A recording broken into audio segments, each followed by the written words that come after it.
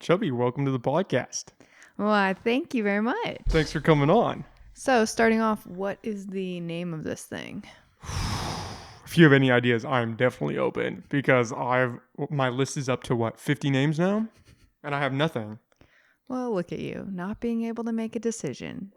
To be fair, I thought I had a few good ones.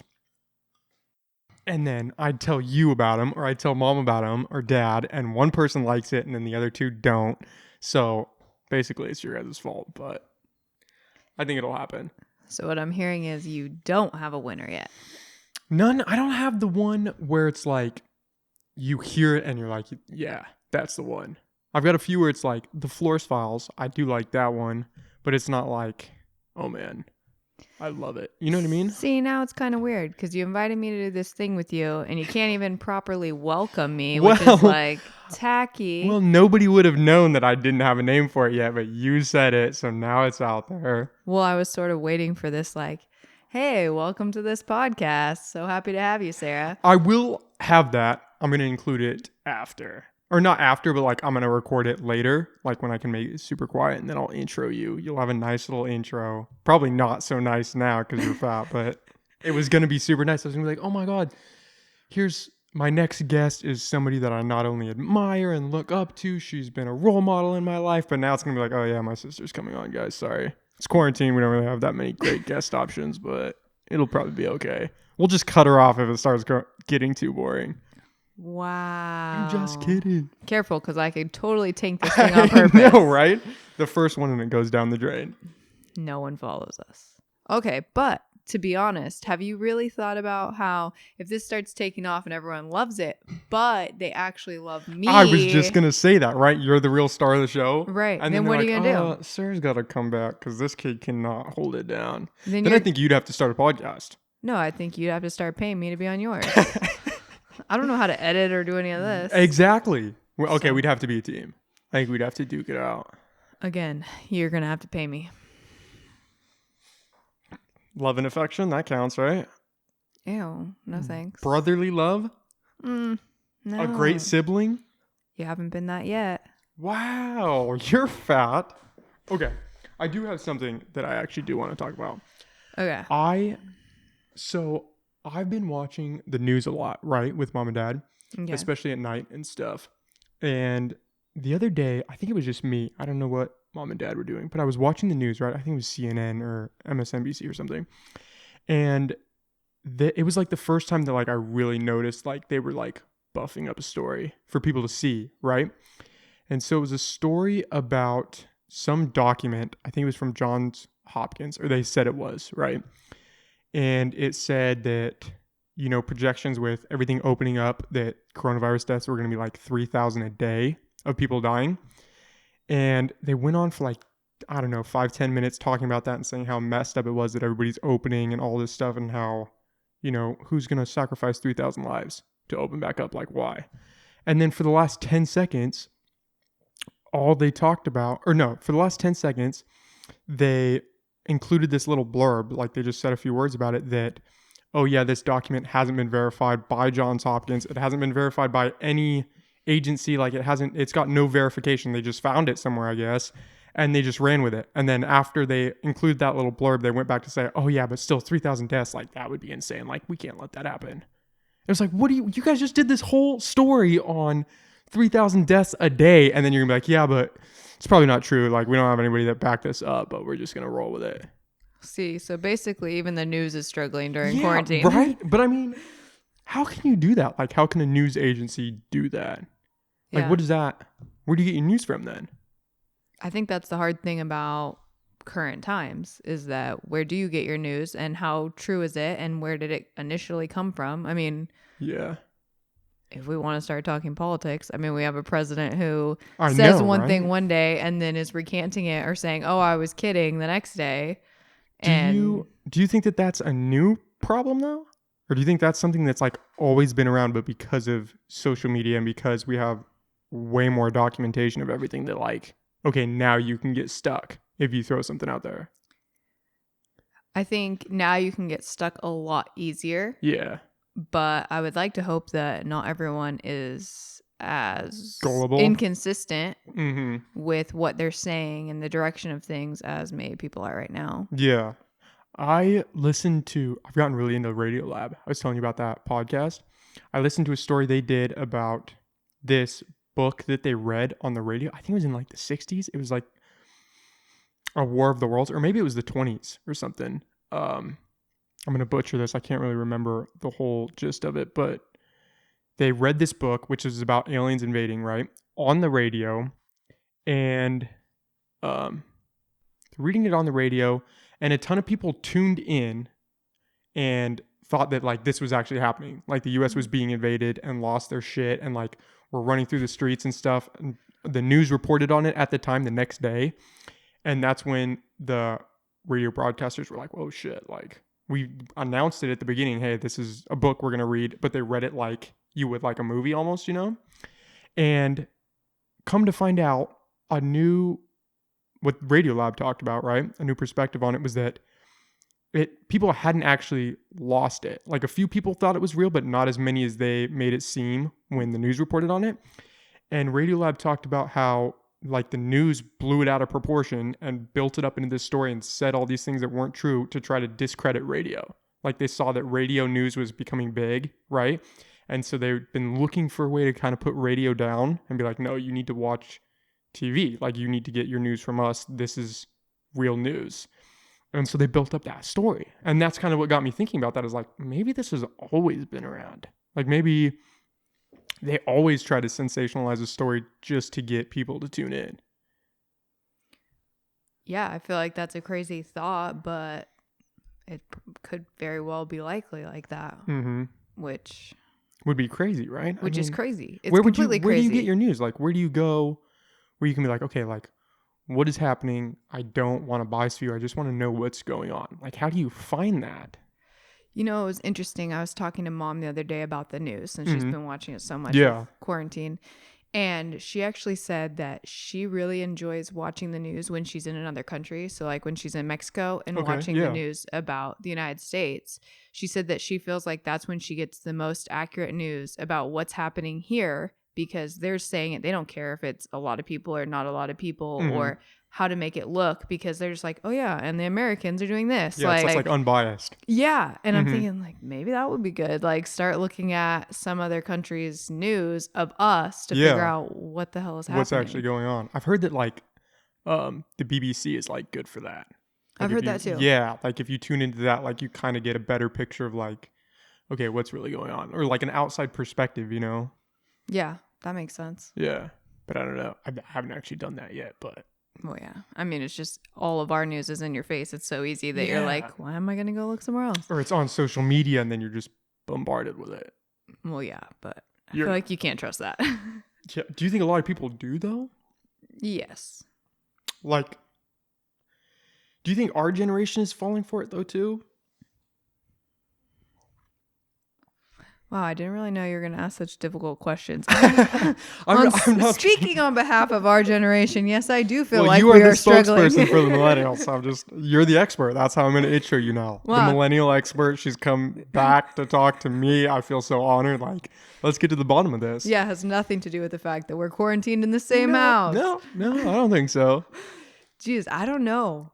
Right? I think I like to live in my own little world, and I don't like to get too big picture, because then you're like you said, like, then where am I going to get my news? Because I have no idea what's going on. Yeah. And to some extent, I already realized that, like, I don't really know what's happening, because I don't really know if the news is accurate, and I don't know what the government is keeping, but I think they're fully capable of keeping things. So I know that we're on quarantine. Like, that's one of the things I really like admire about you, is you can kind of like block out all this information that like leads to a sensory overload. You know what I mean? Like I feel like you are you still using Facebook or no? No. But you don't use like Instagram or anything else, right? Nope. See, that's awesome. I think that is so cool. Like I want to do that desperately. I feel like every time I get on these apps, like I feel like I can literally feel myself getting like bogged down. Like it's not, I don't know if it's probably, some of it's probably my fault, like the content that I follow or something, you know what I mean? But I feel like in general, like these like social media is like not really good. You know what I mean? Like, I feel like it weighs on you a lot, and you're just getting bombarded with all of this information that's, you know, way over here or way over there. And it's just like, okay, like where, like you could be on Facebook and spend like 2 hours on Facebook and be like, oh my God, everyone's a racist or everyone is losing their shit thinking the world's going to end. And then you go outside and you actually talk to someone and you're like, whoa, like this is what a normal person is like. Like, oh my God, like where was this on Instagram? Where is this on Facebook? Like where are all these, the normal people at, like, or not even normal, but like views that like aren't extreme, I guess, in a sense, you know what I mean? Like aren't like just like having a normal conversation with somebody and getting a feel for like, okay, this is the general population. Like we all kind of get what's going on. We're all kind of like, okay, like there's some things we got to fix. Like let's do better, but God, let's not burn down the society and live as monkeys in the forest. You know what I mean? Like, yeah, I feel like the baseline gets lost really easily. Yes. On social media. Yeah. And it kind of goes back to what you're saying about the news and asking questions. Like, if you want to think of like, can people really be honest when they're reporting the news, and how honest are they, and what is their level of even striving to be honest in reporting it? You can look at social media and say like, well, most people that are posting on there aren't posting the entire truth. You posting, get like highlights. Yeah, highlights, the best version of themselves, or even a completely false thing. So, you know, people want reactions. And I think then it leads to like, well, of course, then the news is doing it, because you guys will only look at, and not saying you or like, it's just like people in general right now are only looking at something that strikes them. Yeah. So then, you know, what do you do? The news is in the business of trying to get people to pay attention. What do they do? And to be honest, so you were sweet to say that, you know, you were impressed that I like don't have social media. What I realized about it too, not only are you like bombarded with everyone's views and opinions and blah, blah, blah, blah, blah, and not even really given space to form an accurate opinion. Yeah. But I realized like you get on there and you're literally getting on there, and then time just passes. And you're like, I've done nothing. Yeah, it's like you're shooting heroin or something. Like it's like I'll be bored. And if I've already worked through social media, like I'll scroll through my emails. And I think that, like, especially during quarantine, like that has been a wake up call. Like, oh my God, like I'm addicted to this thing that's in my pocket. You know what I mean? Yeah. Like I'm scrolling literally just to scroll. I'm not opening any of these emails. They're like, I don't know, ads for businesses, or just like, hey, I don't know, just random emails, you know? And I'm scrolling through them like, oh yeah, that's cool. Like, oh, look at that one. It's like, what is going on here? I think that was the moment over the past weeks where it's like, man, I want to delete all of it. I think I'm just gonna, from here on out, I think I'm just gonna use it for like the podcast. Because I just think, I mean, everyone that like you're close to on social media, like you could see them in real life, or you could call them up and talk to them. You know what I mean? Yeah. Like I don't need to, I just don't, I feel like I'm done with it. You know what I mean? I just like, because you'll, like you said, you'll get on there and then 4 hours will pass and you'll be like, oh, I'm still on Facebook just scrolling. Like you don't hit the bottom. There's never going to be a bottom. So you could just keep scrolling. Like, what do you do? You know? Yeah. Like you're not getting anything out of it. It's not adding it's just value. A time suck. Yeah. Like there's no return on the time that you invest in that. Right. It literally is just a pastime. Yeah. And I think it's hard for people because then they argue, well, what else is there to be doing? Especially like with quarantine. But it's also like, oh, you could, I don't know, call someone that actually means something, or have a real relationship with them. And, you know, I don't know. I mean, maybe some people get it on social media and they like connect and they use Messenger and like, it's hey, like a great tool for them. Yeah. But that's not me. Yeah. So. God, I was thinking about it today that I haven't been like genuinely bored in years, like since before I had a phone. Like when you sit and like you're literally just with your thoughts. Like when was the last time you did that? Well, I don't have social media, so my bad. That happens to me. The millennial is the wrong. You're the expert on millennials, but apparently not on social media. Right. I need another guest for that. Yeah. But you get what I'm saying? Like, and I can still like distract myself to where I'm not. I mean, like you're saying, I'll pull up emails because I think out of habit from when I used to have a job that, well, no, like when I had a job where people were constantly emailing me and I needed to have a response time of 2 seconds. Oh, yeah. So I'll still pull it up and then I'm like, oh yeah, I don't do that job anymore. Like, what am I doing? I don't have to check my email. So then I close it, but like, it's still kind of like breaking it's that like habit. Muscle memory almost. Like the body's like, okay, we gotta check something. We gotta scroll through something. Let's go. Yeah. Like, oh, you're just sitting here. You should probably do something. Yeah. I mean, it's an adjustment. Even like, so I've been on recent like job interviews and such like that. And I don't take my phone in because I don't need to. I don't have anything to do on my phone. I'm literally just sitting there waiting for a job interview. Yeah. But it's so funny to see people who are like like they're sitting in the waiting room and they're scrolling and I'm like, or you could just sit here. I don't know. Like maybe it's boring or maybe it's just, I find it like more peaceful. Like it definitely is. And if you take a second like and just look up, you'll be like, oh my God, everybody around me is on their phone. Yeah. Like even walking through the supermarket last time I was with you and Mom, I made a mental note of that. I looked around and I was like, oh my God. Like they're pushing carts and they're on their phone. And it's like, what? Oh my gosh. Speaking of that, when I was a nanny, so I never had my phone out because I had just left a job where I needed my phone all the time. Yeah. So I was like, I hate my phone. Like, I don't need it. So, which got me in trouble because then when the mom of the kids would try to get a hold of me and I was like, no. Whoops. But I didn't have my phone. Yeah. But like I'd take them to the park and we'd be playing and I'm thinking like, if there were an emergency, like God forbid, like I can call out to someone and be like, hey, you need to call an ambulance, right? Like, and normally I had it on me somewhere. It just wasn't on me. Like it would be in the stroller for the kids or whatever. And then we'd be playing. Somewhere like close by or in like the car or something. Yeah. Like if I needed it, I can get it. And if I needed to call like the parents, like I could call them, but I'm just playing with them. Like it's totally fine. But I would see other nannies and you would know who's a nanny because I started going to the park all the time, blah, blah. But like they would be walking the kid, pushing the stroller and they'd be on their phone or they'd have like music playing and have like headphones in. And it was like, whoa, you're getting paid and you're not even engaging with the kids. Yeah, like you how literally are you don't doing care. Your job yeah. You're like just on your phone. You're not like, you're not doing your job. That's the reality. And like, you're not engaged and these people are paying you money and you're just like, it's not like it's a hard job anyway, right? Like if you get along with kids and you're not an idiot and like can keep them safe, then you're fine. But it's like, man, like you don't even have the decency to pretend like you care about what's happening. Crazy, like those are somebody else's kids. Exactly. And like they're trusting you. Hey, I'm not around. I need you to like watch my most prized and precious creations. Like I need you to just watch them and make sure that nothing bad happens to them. Meanwhile, you're sitting on the couch on your phone and the kids are doing whatever you don't know because you're on your phone. Right. And like I get that when like there's like, you know, you have the 16-year-old kid from down the street babysitting your kid one night. And like, that's no big deal. But when you have a nanny, my thought is like, you want that nanny, you're paying them good money. You want them to be adding positive value to your kid's life and helping them grow. These are milestones, like they're young kids.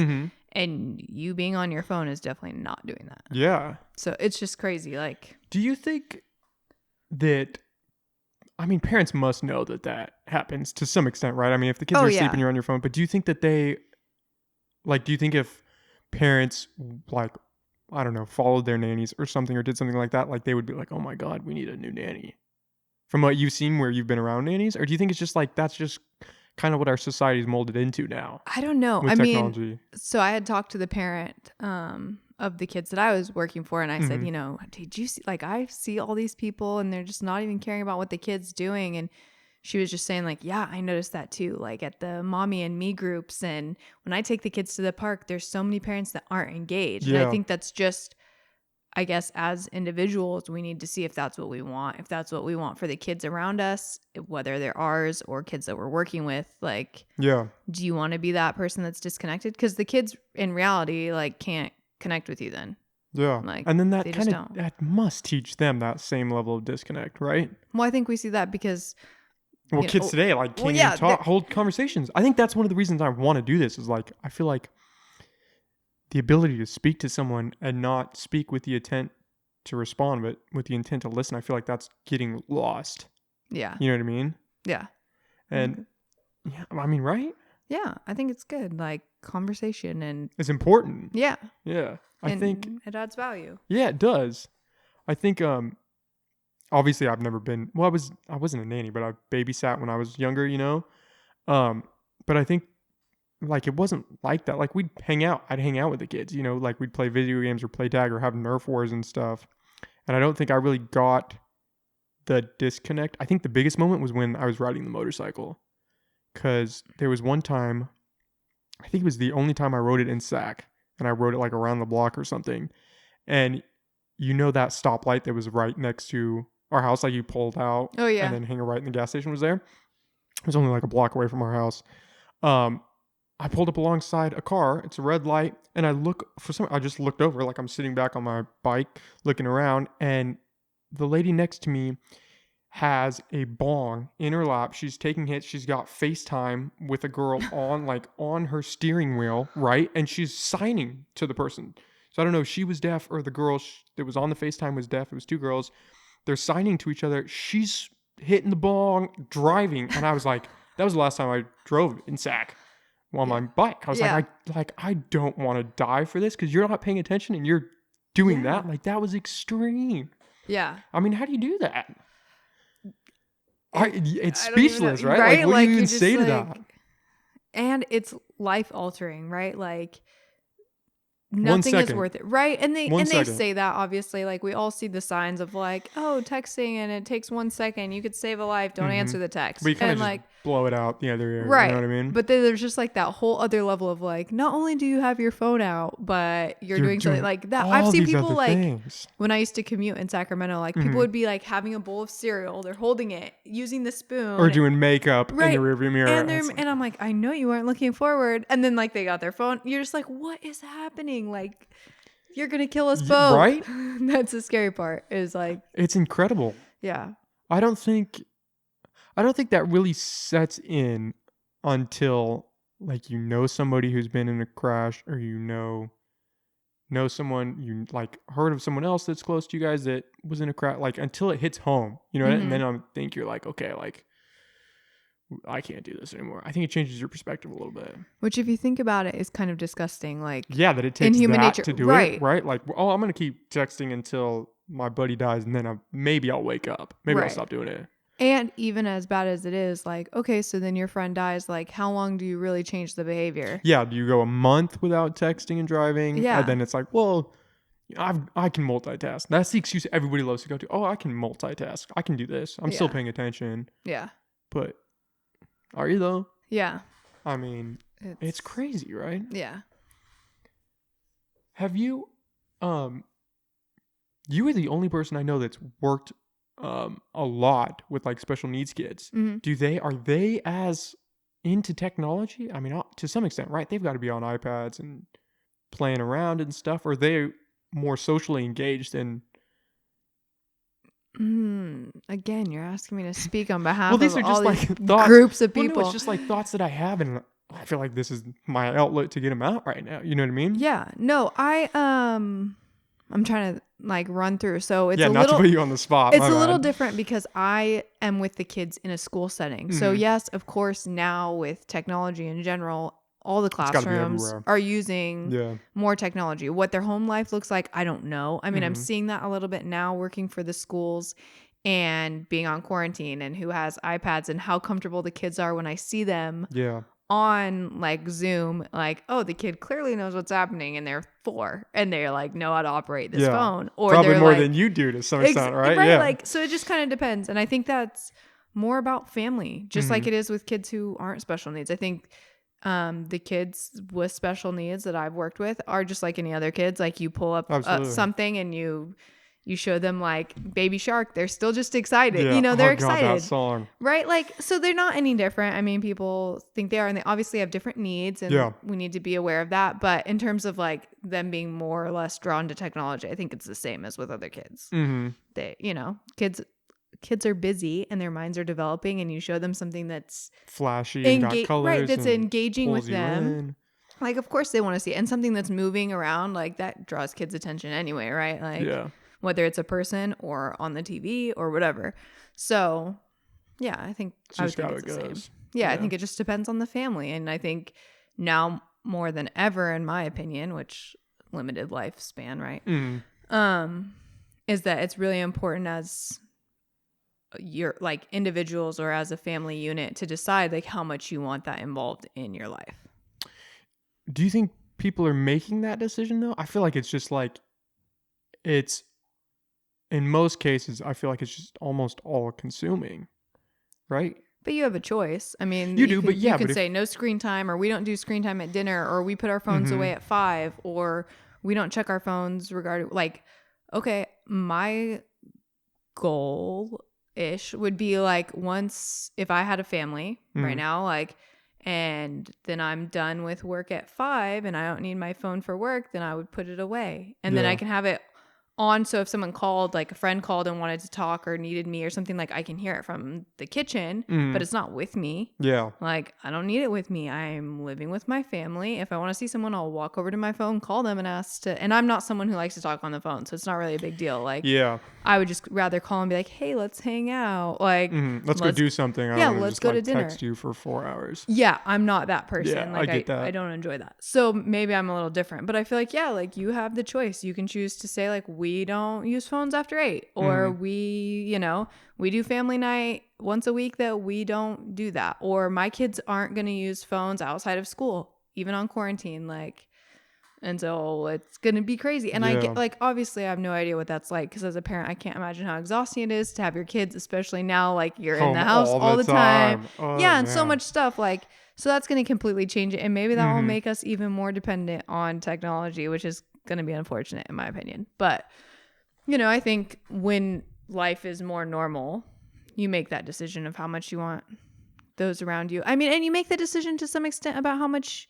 you want those around you to be on it. Because if, when I'm dating someone, if they're texting while we're hanging out, I'm like, okay, well, we're obviously not going to date anymore. It's like, why are we hanging out? I mean, it's different if, like, you're both, like, watching TV and you're both, like, messing around on your phones. But, like, if you're, like, out to dinner or in a movie or doing something, it's like, we're, like, kind of engaging together. Like, what are we doing here? You know what I mean? And see, and I'm probably a little more strict than you. So, like, if we're watching TV and we're watching TV together, then no phone. You don't need your phone. And if you have your phone, then why are you hanging out with that person you're texting? Obviously, you want to talk to them. Oh, man. Like, yeah. But I like to talk to the TV. So if you're in the room, yeah, you do. talking. Been there.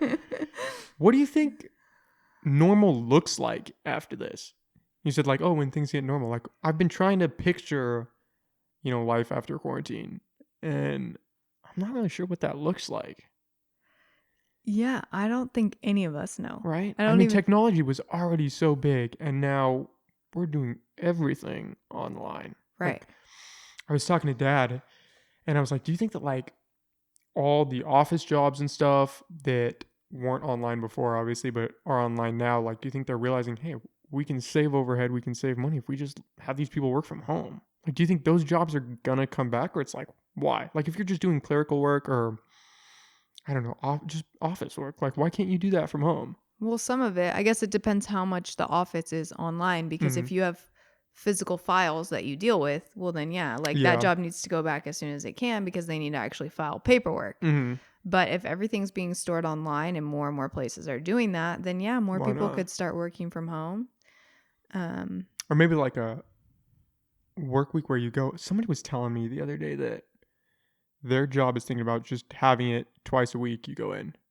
So you do your work from home the other days, and then twice a week you go in for a couple hours just to kind of finalize everything, put it all together, and then it's just all from home. And like, do you think that's the new normal? Maybe it'll be something that is... We just woke up our mom. Podcast got a little heated. Sorry, guys. No, maybe it'll be something that companies start offering, like as like an option. Like, hey, if you want to work from home, you can. Or maybe they'll just offer you more flexibility, and that would be a great thing, right? That wouldn't be bad, right? Yeah. Like, if you could say you want to take a Friday off, but you're doing it from home, you just see your kids a little bit more, and then start an early weekend, I guess. I think it's going to be interesting to see, like, if they do studies or what that looks like of how productive people are. Because I'm sure there's people that are much more productive being home and in their own environment and in comfy clothes doing whatever they need to do. Or other people who are like, man, like, I'm more productive when I actually get up and get ready and I'm focused at being at work, and then come home, and it separates my life. An article that scared me, I think I read it earlier this week, claim that, like, people are actually working more from home. Like, instead of working their normal workday, right, they're adding maybe 2 or 3 hours during the week and then like 1 or 2 hours on the weekend.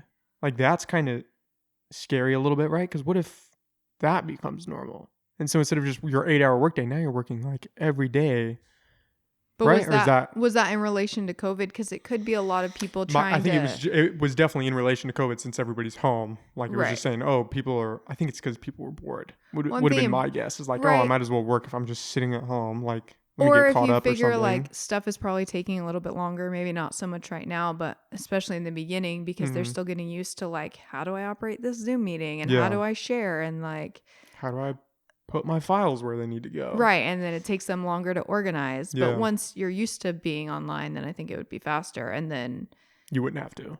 Yeah. And hopefully you would choose not to because. Yeah. Why? Yeah. Who wants to work more? Right. Especially if you're not getting compensated. That's how you get burnt out. So. Yeah. Was it hard working with the school from home? Was that like a pretty rough transition or did you find it pretty seamless?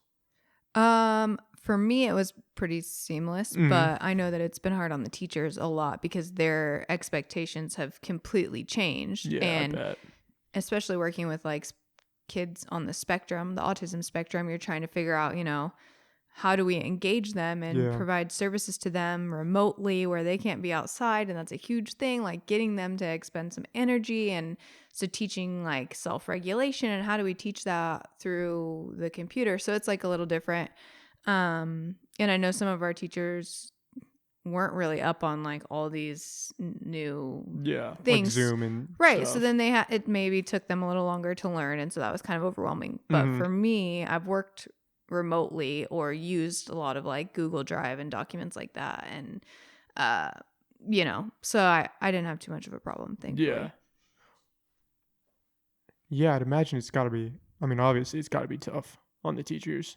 Well, and you got to figure too, like there's older teachers who they don't really need technology, right? Like they don't really use it in their class. They're old school maybe, and like it's got to be a rough learning curve. Yeah, and then you have a lot of young teachers who I'm sure were like, okay, switch over, no big deal. Like, but my thought when I think about this transition to home, like I can't imagine what it's like to be having to work from home and have your kids, and now you're trying to teach them. So you're like supporting just them. Got way longer. So long. I don't know how you have that kind of energy. Yeah. Or even for the parents that are like, oh, they're essential workers, so they're still physically going to work. And then you come home and you have kids that you're like, I need to make sure they.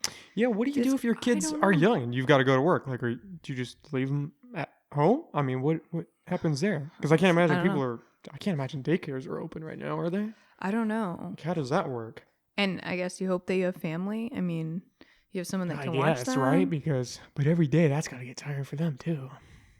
Yeah. What do you do?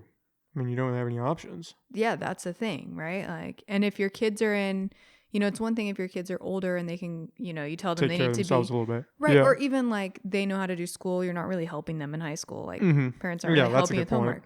But if you're in elementary school and you are getting help with homework, and then now you're trying to do the learning remotely, and your parents working, like then what? You get home at 5 and you're trying to teach them what they were supposed to do during the school day. Like you've got another 8 hours of work to do. Yeah. Like I don't understand. That seems counterproductive. But I think there's schools that are obviously able to make the adjustment or changing the expectations of the kids. I wonder if it's easier.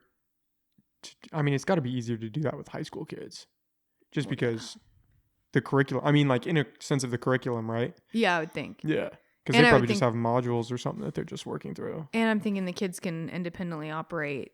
Yeah. Whatever. And they're tech savvy, so if they have problems, they can get a hold of it. You know what Dad was telling me tonight was that a lot of universities are being sued by students because of like the tuition and stuff, right? Like no schools are refunding. I know my school's not refunding anything, at least not right now. I've been trying to get in touch with them, but like, which seems crazy because I feel like that. I think it would be insane to think that you're getting the same quality of education you were getting when you were physically in class. When that teacher was comfortable with that style of teaching and then has suddenly completely switched. Yeah. Right? And then it's like, well, if I was going to do remote learning, I could have went to CR for half the price. Yeah. Like, so what are we doing here? And on top of that, the like RPI, which is where I'm going to school, they had no foundation for online learning. They didn't have any online classes. Like luckily they have a strong CS department, and I think they're the ones that basically built the foundation for all the stuff we're using right now. But there was a lag, like, yeah, you know what I mean? It's still brutal. Like, right. I've got lecture videos. The audio is brutal. I don't think they've ever recorded any audio because it's rough. So like, I'm watching these lecture videos. I understand half of what they're saying. 3-hour time difference. You can barely get in touch with them over there because they, I don't know, clock out whenever they clock out. But it's like, and don't get me wrong, some of the teachers have been phenomenal. I have a stats teacher who like gave us his cell phone, his home phone. He was like, you guys can call me whenever I'm available. I'm like, we're all in this together. I'm going to help you out. But then you've got other teachers that are just like, yeah, well, I don't know, kind of figure it out, man. Like, well, and I'm sure you see it even like we talked about, you know, older teachers in terms of like elementary school and stuff, but there's professors that are like, I'm teach a lecture for a reason. Yeah. Like, and so like, they don't know how to help you. They're just like, and if you've got 500-600 kids in the class, like, how are you gonna? Right. And they're all asking questions online. There's no way like, you're gonna hand them their cell phone. I had a teacher who, for it was like my data structures class. We had a class of, I don't know, 450 or something, and 2 weeks into the semester, she was like, yeah, I'm done with email because it had gotten so backed up in the first 2 weeks. She's like, yeah, if you have a question, you need to ask me after class because I can't work through my email anymore because I can't get through it. You guys flooded it with so many questions, which is like, that's part of your job. Like, you got to like, you got to figure it out. Yeah, like, come on, think of a system or something. But yeah, like, just no email. So if you got a question, come after class. She did have office hours like once a week, but then a lot of it is TA hours. So you've got these graduate students that kind of know what they're doing, but kind of don't really know what they're doing in the sense of teaching. You know what I mean? Like, they get the material, but they don't know how to. They haven't gone through learning how to teach that to someone accurately. You know what I mean? So then it's like you've got that, and working through that online it's kind of difficult. Which, and our TAs, do they get paid? They're just volunteer. They're getting credit. Like, what's that? I think that some get credit, and I think some might get compensation. I think you can kind of pick, maybe. Like, you can get class credit or you can get compensation, I think. I want to say you can get some compensation, but it's like low, you know what I mean? Well, yeah, because I'm thinking during this time, it's like if you have a bunch of kids who can't get a hold of the teacher and they're trying to get a hold of you as a TA, what's your investment level of being like, I don't need 400 kids harassing me. I'm still trying to do my stuff or deal with whatever that looks like at this time for them. Like, so I don't know. I haven't tried to get in touch with the TAs. Luckily, thank God I made it through that without having to reach out to them. I'm sure they would have been helpful, but well, you might have needed to. Yeah, I probably did need to reach out. I just was like, I weighed the cost benefit. I was like, I'd rather just take an L and not have to deal with that line. But yeah, I can only imagine. And the schools, I mean, they've got to be bleeding cash. I know RPI cut a ton of people and like furloughed a bunch of people because it's like we don't have any money and the campus is closed. So sorry guys, like, and we were already short staffed. I know at the Mueller Center, which is the gym where I was working, they cut a significant portion of the janitors and stuff like a few weeks before all this blew up. So they were already short staffed. Oh wow. Yeah, the kids that were working there, the student employees, had to pick up some slack for that. But our superiors were super awesome. Jen, who is my boss, and Steve, who's my boss, they were awesome. They were super helpful about everything, but like they had to pick up a lot of slack too. They're like, listen, like, we're understaffed, guys. It's like, yeah. So I can only imagine what, going back to these campuses after this is all over looks like. You know what I mean? Right. And then maybe RPI might have an online option after this if they got the foundation. I don't know. Like, I can't picture what it looks like going back. You know what I mean? Yeah. It'll be interesting to see if, like you said, there's maybe more flexibility in terms of maybe they do now offer an online, like they had to do all this work for it. Yeah. But it'll be interesting for sure to see how things. Yeah. I mean, even we can't really picture what it looks like full on reopen, but even the baby steps of reopening it seem crazy. Like, okay, they open the restaurants. Like, are you gonna go sit at a restaurant? Yeah. Like, who's all touching the food? Like, what is? Yeah, I mean, like, yeah, right. Or like, are you gonna go to the movie theater? Like, you gotta let a few people go. You gotta let that first wave go, and then if they make it out clean, then you can start moving in. Right, and then it's kind of like that catch-22 situation because it's like none of us want to see all these people lose jobs or like the economy not come back. So you want to be kind of giving back if you can. Yeah. But who's got the money? Like what? Well, yeah. And then if you do, it's like, okay, so maybe I have some money still, but it doesn't mean I want to go to the movie theater. Yeah. Like, I don't want to get sick. So, what do you do? What do I do? Yeah. What do you think of these people protesting to just open it all right now? Just open the whole country. I think that's crazy. Right? I think that...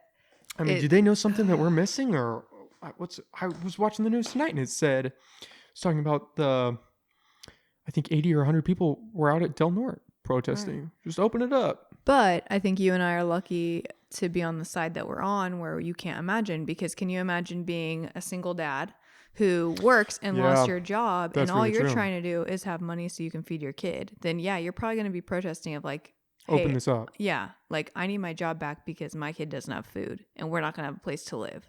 I know. What are we doing to help those people? Like, the $1,200 is, that's nothing. I mean 1 month, right? How do you? And I haven't even gotten mine yet. So if I was living on my own and needed to pay rent, I would be so behind bills. Savings, you'd be screwed. I'd be done. Like, it's taking so long to even get that little bit of help. And all that interest is just compounding. So it's like, what?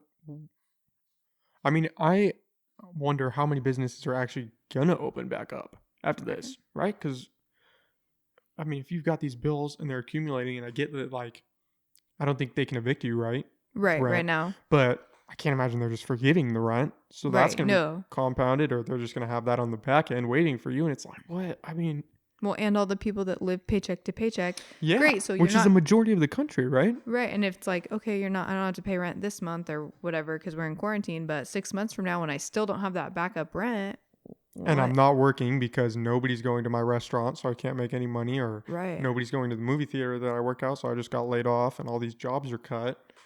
Yeah, I mean, it's a scary time, and I think that fear makes it that much worse, because then people get frustrated and they get scared and you act out, and the news isn't helping because you don't know what's going on. And like, it really is. I mean, as cheesy as all those commercials can be of like, we're in this together, like we are. Yeah.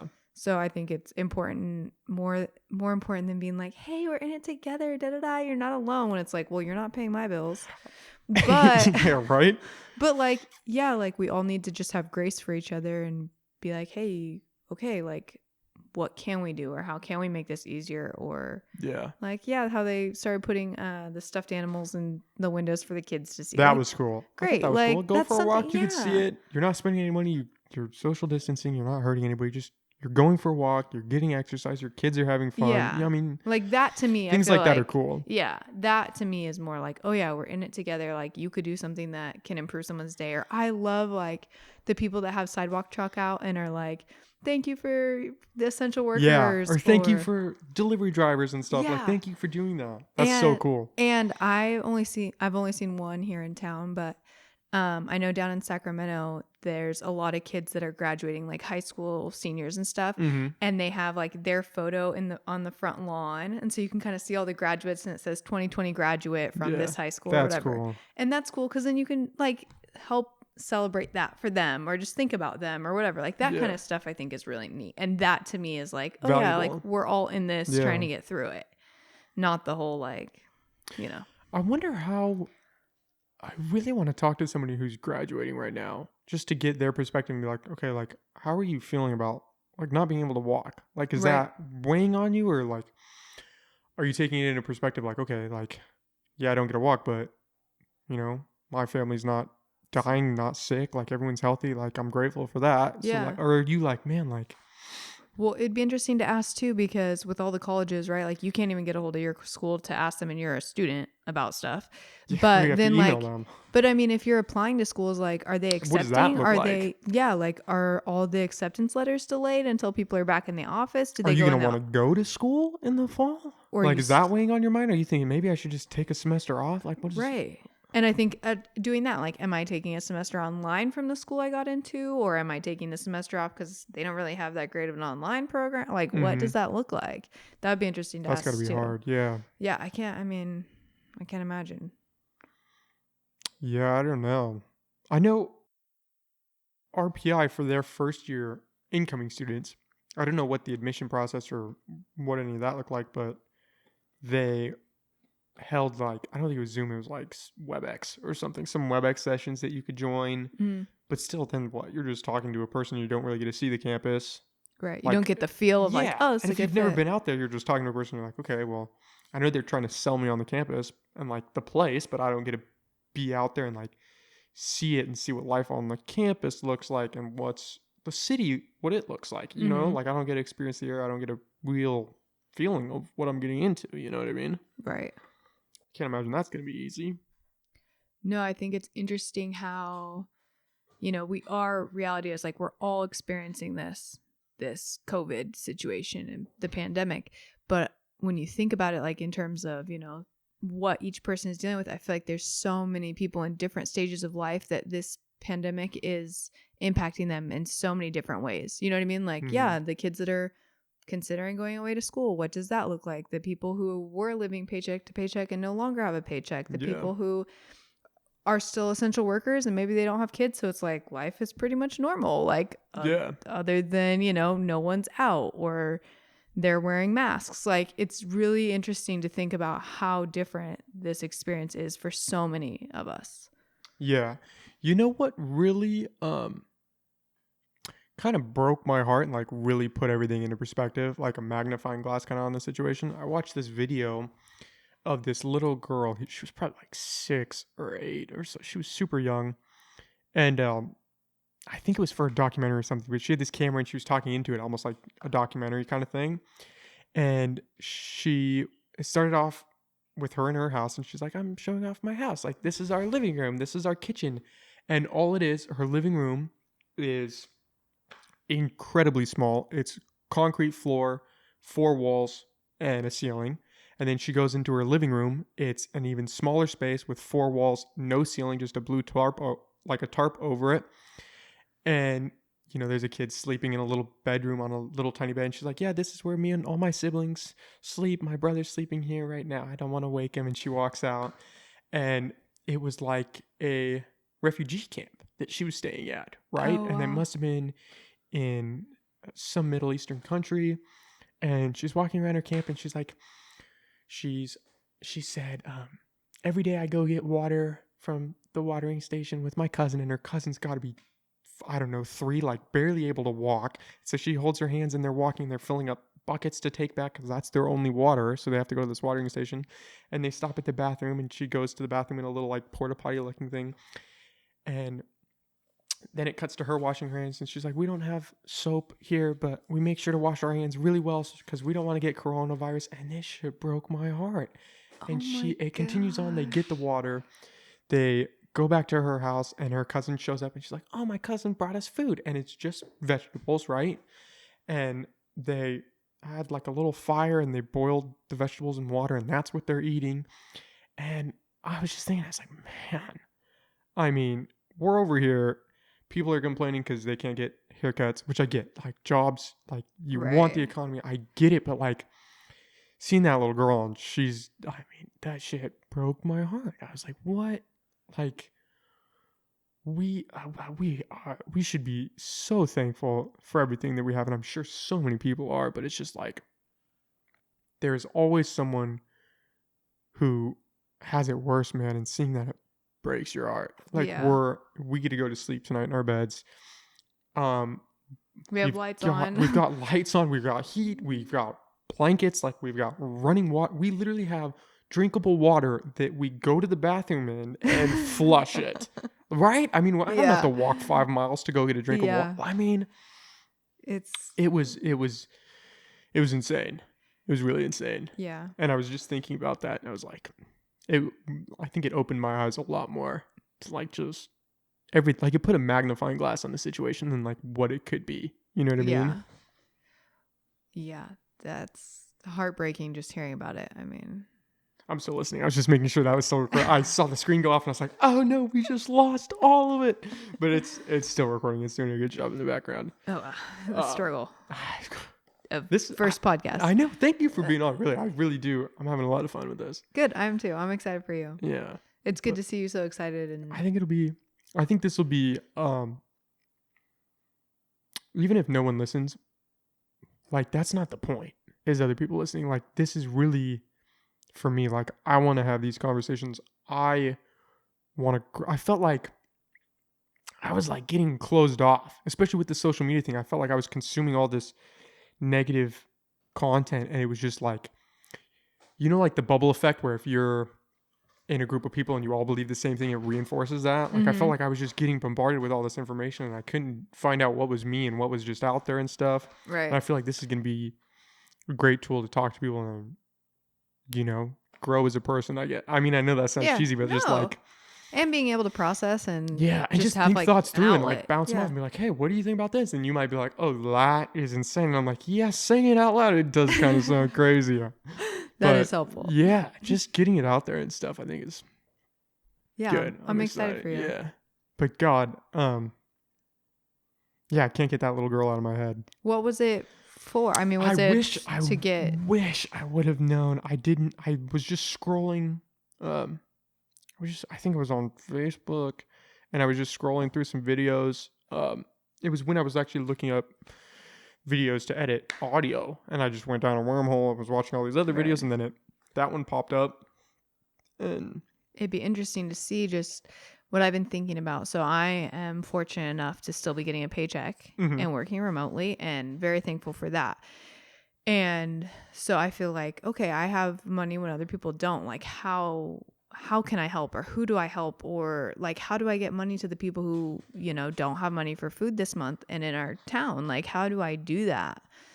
And so that's kind of what's been weighing on me this last week of like, okay, I got my paycheck and, my student loans, I don't have to pay this month because of all this stuff. So, I've got a spare $200 that I pay towards that. Like, I would like to be able to give that to a family locally who needs help, who doesn't have food this month or something, but it's like, how do I get to them, or what do I know? Like, how do I find those people? Like, people aren't out there with signs like, I'm going to lose my house next month. Like, well, not to toot your own horn, but in the sense of helping people, you are one of the most gracious people that I personally know. I mean, you give blankets to the homeless. You make them sandwiches and deliver them every year on Christmas and like Easter. And like, you do this stuff. And what I love about that, the way that you do it, is you do it purely out of the goodness of your heart. You're not doing it and taking Instagram videos of you as you're giving them the sandwich and then closing up on the homeless person and being like, look at this homeless person. They're having a shitty day and I just gave them a sandwich. I deserve 1 million views. Like, you know what I mean? You're out there. It's scary. You don't know what anybody's on, if they're on drugs or like what's happening in their life at that point in time. And you're helping them. I mean, I think that's important. I think that's really cool that you do that. And the fact that it's for you. It's not for Instagram. It's not for social media. It's not for some external thing where you're trying to get some credit as, oh, look, I'm a good person. Like, you do that because it genuinely, I would assume it makes you feel good, or like you just want to help. You know what I mean? And I think that's something that's lost on a lot of people. Well, thanks. I hope it's not. I hope it's something that people can be inspired to do, because I think it's important. I mean, I live within my means and I have a little extra, and that to me is like, great, then who can that go to, or what can I do to help someone else? Because like you said, like, there's so many people who have it so much worse. And yes, definitely in different countries, but even here, like, there's so many people struggling, and it's heartbreaking. And I think it's important to stay connected to that. It keeps you human. It keeps that part of you alive, and wanting to help. Because I think, in my experience, and I've said this to someone and had them tell me I was wrong, but in my experience, life is hard.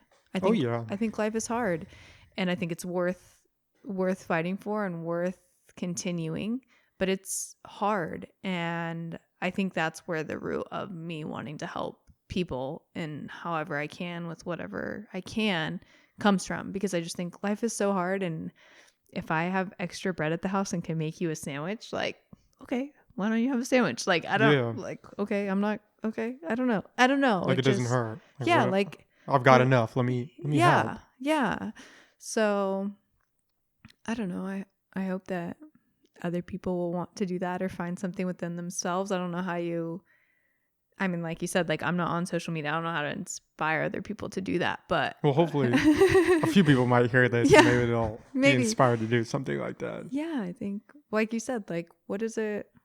That's just so interesting. Like I'm so thankful that you're my sister because for a number of reasons, but one of them is that, like, watching you do things like, again, not to your own horn or anything, but like, you really want me to come back, right? But like watching you do things like that, like I feel lucky because I feel like even just being born in this country, like your perspective can get jaded because most people here, can eat or can survive at least, but then you can look out into the world and it's like people are living on the sidewalk. Like they don't even have a sidewalk. It's a dirt road in a village with nothing, and they have nothing. They literally have nothing, and that's their life. Yeah. And the only thing separating you from them is that you got some miracle that you were born here and you were not born over there. Not that over there's bad or anything's wrong with that, but it's just like, I think it's important to like you said, like give back and take a breath, get some perspective and be like, what, like, I mean, I could have been born in Afghanistan, or I could have been, like, realistically, you could have been born anywhere, but you were born in the United States, which for all of its problems, and it has a lot. I mean, it's a great country. Right. We're very fortunate. Yeah. And I think sometimes it's so easy to lose sight of that. Oh, yeah. It's almost like that, the spoiled little kid who has everything, but then really wants that brand new toy. And I think it's easy for us over here to get like that. Like you said, like, obviously there's so many horrible things, and not comparing horrible to horrible, like losing your job right now during COVID is devastating. Especially if you have kids and you've got no money. Like, I mean, I can't even imagine. Like, it's going to throw your world upside down. Yeah. But it's important too to like sit at home with yourself and say like, okay, well, thankfully in this country, or is it the whole country or just our state at least, that said like you can't evict them? That is a really good question. I don't know. Well, either way, right? Like, you're not getting evicted this month compared to like, I don't know if other countries, like, do other countries do that? Are they doing that? Are they making sure that people aren't just becoming more and more homeless? Like, like, so keeping that, I'm like, okay, cool. Like, and I mean, it's just, it's crazy. I can't. It is, right? Yeah. Yeah. It's just, it really puts everything into perspective when you think about that. Not to be a bummer on the podcast. Right, I don't know how we even got started on that tangent. I was the little girl, but yeah. I don't know. On a lighter note, I am really enjoying the runs that we've been doing. You are. Oh, that's amazing since you haven't been doing them. So. Okay, well, finals were trying to kick my butt a little bit. I had to take a little time to just deal with that. It was only like 2 days. I mean, when was the last time we ran? Monday? I don't think you've run since last week. Wow, that doesn't sound good. Well, we're running tomorrow, so it'll make Hopefully. up for it. I'll keep you guys updated. We'll do like 12 miles just to bust it out really quick. But you're training for a marathon, right? Ideally, that's what this is kind of going for you? Yeah, I think right now it's just being able to stay consistent with miles. Yeah. But CIM is in December, so I will be hopefully running that this year. CIM is? The California International Marathon. Okay. It's just a regular marathon? I mean, it's massive. Where's it at? It's in Sacramento. You run from outside of town. I want to say it's somewhere like in Folsom you start, and then you run down to the Capitol building in Sacramento. I'm thinking of the half that you did. Yeah. That's not that track. It's a different track. Okay. Yeah, it's a completely different race. So what drives somebody to want to run for 26 miles? I got to ask, because I have thinking about that, it's like, I was thinking about that the past few times that we've run, and we've done 4 and 3, and I'm thinking about it, I'm like, I really don't, because I'm like, maybe I could do a marathon, or maybe I could do at least a half marathon, and then by mile 4, I'm like, why? Like, why? What do I want to kill myself? I could also just sit back, eat a pizza, and drink a beer, and enjoy my life way more than that. Like, what is that mentality that pushes? Like, what do you get out of that? Is it like a runner's high kind of thing that you're just chasing? Or people say there's like that runner's high, which I believe them because they're way more experienced runners than me. But you've never experienced it? I ran my first marathon last year, and I was like, oh, this is what death is like. Like, this is dying. And after I finished, I was like, I don't know where the fun part was. Like, I'm done with running. That's why I can't believe you want to do it. You're so eager to do it again. It's like, I think it just comes from like the first time, running, I ran a half marathon first, as you know, and then a marathon. And I think it's just seeing if your body can do it, like I get that. pushing your body and the that. feeling of when you think you're like, there's no way I'm going to run 26 miles. Are you kidding me? Like, that sounds insane. And then you do it and you're like, oh, all right. Like, that's all right. Like, my body could do that. Like, that's pretty insane. And I mean, but they have like ultra runners, like people who 100 mile. The Moab is what? I don't even know what that is. I pulled it out. I know it's a real race. It's the mother of all races, and it's at least 100 miles. I think it's something crazy like that, and you run it nonstop. Yeah, I mean, like what is it? That is incredible, though. I will say that, like being able to push your body and just see how much you can go. I feel like to a lesser extent, like that's why I love the gym. It's because you're just pushing your body just to see, can I do this the next day? Can I do this the next day? Like, how far can we push this? So I do get it in that sense, I guess. But could you imagine running 100 miles? No, your body must just be thrashed. Yeah, I mean. Do you have any desire to do that?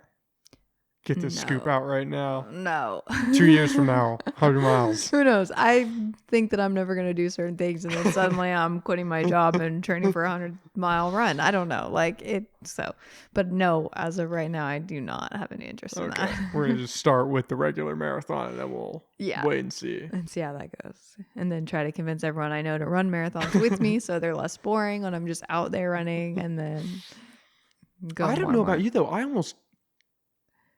Like, when you run, do you talk? Like, do you want to have someone there to talk? I know that we kind of talk a little bit, but like, we're not in constant conversation when we're running. No, I don't mind spending time, in my head. And I think that I do that a lot. Obviously, I don't have social media again, so I spend time in my head. Yeah. And I like it, but then there's also times when you're training so much that you're like, man, it would be nice to just do a slow run and like talk to someone and pretend like I'm not running. Just to break the monotony of it, I bet. Right. Yeah. And that happens when I'm like running, 16, 17, 18 miles, and I'm not a super fast runner. So it takes me a little bit, and, just being out there, and when I'm running 4 times a week or whatever, like, it's a lot of alone time. Yeah. So it is nice to occasionally be able to have like, oh yeah, let's go run with someone, and like, just switch it up. Like, it is nice, at least for me. But I think everyone's different in their running, just like how you and I are different at the gym. Like, I like to push my body and work out, but I also like to make faces at you, and you're more focused. So like, running's like that, I think. I feel like I definitely enjoy running with you, and like being able to talk and like, make jokes at each other while we're running and stuff. Which is weird because you're so far ahead of me. It's almost like you don't. But I think, like, I've noticed I like to listen to like the music too, so I'll have that like on low so I can still hear you. But I've noticed that like sometimes, I don't know if it's like sensory overload or something. Probably not, but like I have to pull out my headphones and I'll have to do like a mile without music. Like, just I gotta like refocus almost, like recalibrate what I'm doing and be like, okay, that happens to me. Like, I feel like I just get like not like a good zoned out. Like, I'm just like, okay, what is happening? Like, I gotta, like, how when you're driving, like you're looking for a house and you gotta turn down the volume to see where you're going. Like, how weird that sounds, but you know what I'm talking about? Yeah, I feel like I have to do that while we're running sometimes. I do that actually when I trained for my first marathon. More often than not, I didn't listen to music when I ran. Was that because you weren't anticipating running with music in the marathon, or that was just... It just, I think, was where my head was at the time. So, but I have friends who run who are like, pulling out my headphones or running without music for even 10 steps is like a no-go. Yeah. So I think it's just, like I said, like, it's so individual. I think that's the cool thing about running, is that everyone has their own take on it. And, what I might do with my body to train and what you might do could be totally opposite, but we're both super successful in it. Or, like, some people are like, oh yeah, every hour and a half that you run, you should be ingesting calories. And I'm like, I can barely drink water, and it could be just a million slamming cheeseburgers as you're running, just bites. You got someone behind you. I got a pizza next. See, like, and so just like, and some people are like, oh yeah, you gotta like carb load the night before, and I'm like, I eat a bagel the night before the race, and I get up and I go and hope for the best. Like, I don't know. Like, we're just gonna see what happens. Yeah, and then like sometimes I'm like, oh, I know my body needs water, but I just don't want to drink it. And other people are like, yeah, I'm like they're constantly pounding water. So it's so interesting, like how you're pushing your body, and obviously like we're all humans, I guess is how you'd explain it. But like everyone's like different in how they're like able to do it. So when you run, or I guess when you're going to run this marathon, are you going to do that in like a fasted state, or are you going to try to bring out like some granola bars maybe and eat while you're, because I mean 26 miles, how long is that going to take to run? 5 hours? Well, it's like, you know, there's fast people who run in like under 3 or something. Or like, super fast. I'm hoping to be right around the like just over 4 hour mark. Okay. That's still for 26 miles. What pace is that? Do you know? No, I don't know. I'm not a super fast runner. So, I just like to go and, you know, see what my body will do. Yeah. But you move pretty quick. You can maintain way better than I can. I might be a little bit faster because I've got longer legs, but you can maintain your pace like nobody's business. Well, thanks. Yeah. So last time I ran the marathon, I ate the night before at like in early-ish evening. And then I think I maybe choked down a banana before the day start. Yeah, the morning of the race, like an hour before, and then just ran on an empty stomach. So I was like so hungry after. But running so much, at least for me, normally suppresses my appetite, so I'm not super hungry. And you know, the fact of like feeling like you're dying doesn't really make you that hungry. Yeah, you can't really focus on it. Like, I could really go for a cheeseburger. It's like please don't let my legs give out. Yeah, like everything else hurts, and you're hoping like you don't fall on your face because your legs are so tired. So that helps. Or poop your pants. Isn't that a thing? I mean, I feel like I've read that. Yeah, right. Isn't that a thing? Yeah, and some people are just like, whoop. You're so into it, something just slides out. And what do you do? Okay, so in my training, it actually was addressed. Like I used to like. When I was first training for the marathon, I was listening to all these other people talk about their first marathons and marathon training, and they're like, listen. Oh, they were talking about it. They talked about it. Like, if you feel like you're going to crap yourself, just slow down a little bit, try to drink some water. It will pass. Like, you'll be fine. But there are definitely people. There's got to be some horror stories. Yeah. I would be done. I'd be like, I'm done. What do you do? That is a mindset. If you shit your pants and you just you're like, I'm doing it. I'm going to finish this race. I don't care if I have to take another shit. I'm finishing this. Yeah, they do have bathrooms along the way. And are they pretty frequent? Or is it like halfway or quarter way? No, they're more frequent than that. And in the races that I've run, they tell you, like, especially for the marathon, it was like, there's going to be aid stations and support and bathrooms at mile 3, 6, 9, 12, 15, or whatever it is. Yeah. So you kind of have that in your head if you read about your race. And then, like, you know, if you're running in the woods, I guess, and it's like a real situation, you could just like run off the trail, which would be my approach. But if you're running down to the Sacramento Capitol and you just got to let one rip. You could just run up and knock on someone's door. I'm thinking, right? Like, can I please That's how you get kidnapped. So shit your pants, get kidnapped. I might go with the pants situation. I might go with kidnapped. Wow. It's nice to see where your priorities are at. Yeah. So that's where we're at. Yeah, I can only imagine that would be a bad way to go through a race. Mom is giving us the sign of. Okay. Well, thank you so much for coming on, Sarah. I hope that you'll be back on. Well, yeah, definitely. Okay, cool. I had a really fun time. Thank you. I did too. All right. Thanks, Joe. Bye.